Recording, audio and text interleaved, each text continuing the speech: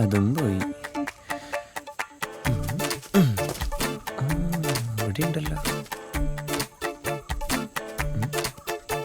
മരത്തിലൊന്ന് കയറി നോക്കാം. വരുന്നുണ്ട് വരുന്നുണ്ട്.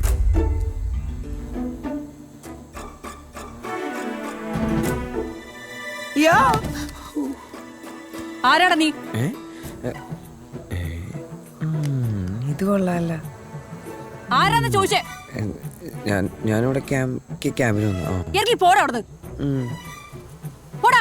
ഓ അതെ, നമുക്കൊരു സെൽഫി എടുത്താലോ? ഇറങ്ങി പോടാ. ഓ പോവാ.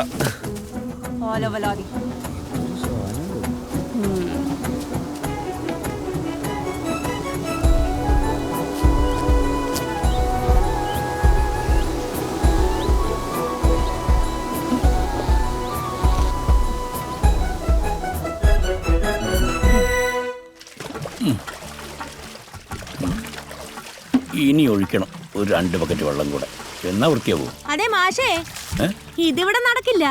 ഞങ്ങൾ ഒരുപാട് കഷ്ടപ്പെട്ടിട്ടാ ഇത്രയും വെള്ളം ഇവിടെ ചുമന്നുകൊണ്ട് ഒഴിക്കുന്നത്. നിർത്തി നിർത്തി.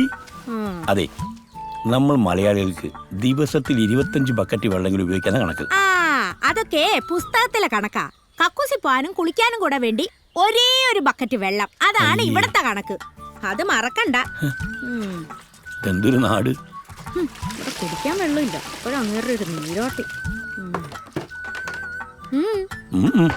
ഒന്നുമില്ലേ മോളെ, തീറ്റയും കൊണ്ട് എടുത്തോ. ഒന്ന് മാറി നിക്കടാ. കഴിക്ക, എല്ലാരും കഴിച്ചു. പിള്ളേര് വന്നുകൊണ്ട് നാട്ടിലൊരു ഒച്ചയും ബഹളമൊക്കെ ഉണ്ടായിട്ടുണ്ട്. ഇനി കുറച്ചു ദിവസം നായ്ക്കളും കുറുക്കന്മാരും ഒന്നും ഇങ്ങോട്ട് ഇറങ്ങില്ല. ഓ, ഇനി ചെവിക്ക് സ്വരയും മര്യാദയ്ക്ക് കിടന്നുറങ്ങാൻ പറ്റൂല. ആഹാ, നിനക്ക് സ്വൈരക്കേടുണ്ടാക്കാനല്ലടി, ഇവിടെ കുടിവെള്ളം എത്തിക്കാൻ വേണ്ടി അവര് വന്നത്. പിന്നെ നിന്നെ പോലെ ലക്ഷണം കെട്ട വകകൾ ഈ നാട്ടിലുള്ളതുകൊണ്ടാ കിണറ്റിൽ വെള്ളം പോലും കാലെത്തുന്നതിന് മുമ്പ് വറ്റിപ്പോകുന്നത്. അയ്യടാ, അത് ഞങ്ങളുടെ കുഴപ്പം കൊണ്ടൊന്നുമല്ല, ഈ മണ്ണിന്റെ കുഴപ്പാ. എന്താടി പറഞ്ഞേ? എന്റെ മണ്ണിനെ കുറ്റം പറഞ്ഞാലുണ്ടല്ലോ ഒറ്റ അടിവെച്ച് തരും. ഞാൻ മാത്രമല്ല, ഈ നാട്ടുകാർ മൊത്തം പറയുന്നതാ. വിവരമില്ലാത്തവർ അങ്ങനെ പലതും പറയും.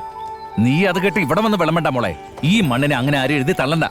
ഇനിയും ഞാൻ ഇവിടെ കൃഷി ചെയ്യും, വിളവും എടുക്കും. അപ്പ കാണിച്ചു തരാം എല്ലാറ്റിനെയും. കുറ്റം പറയാൻ വന്നിരിക്കുന്നു. അത് മതി. എന്റെ അപ്പന്റെ വീറും വാശിയും കെട്ടുപോകാതിരിക്കാൻ വേണ്ടി ഞാൻ അപ്പനെ കുത്തിയതല്ലേ.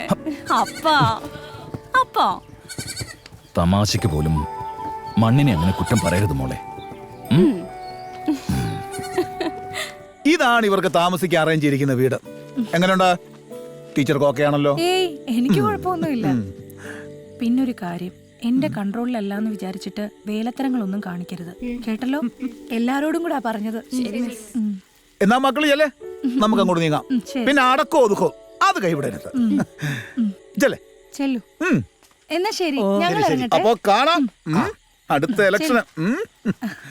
മറക്കരുത്. ആഹാ, ഇതുവരെ ഉറങ്ങിയില്ല രണ്ടുപേരും. കുട്ടികള് വരട്ടെന്ന് വെച്ച് കാത്തിരിക്കായിരുന്നു. ഇതിന്റെ ഹാർമോണിയം ഒക്കെ ഉണ്ടല്ലോ. മുത്തശ്ശൻ പഴയ ഗായകനായിരുന്നോ? പഴയ നടന കലാക്ഷേത്ര ടീമാ രണ്ടാളും. നേരോ? എന്നാ മുത്തശ്ശ ഒരു ദിവസം ക്യാമ്പിലേക്ക് വരണം, നമുക്കൊന്ന് അടിച്ചു പൊളിക്കാം.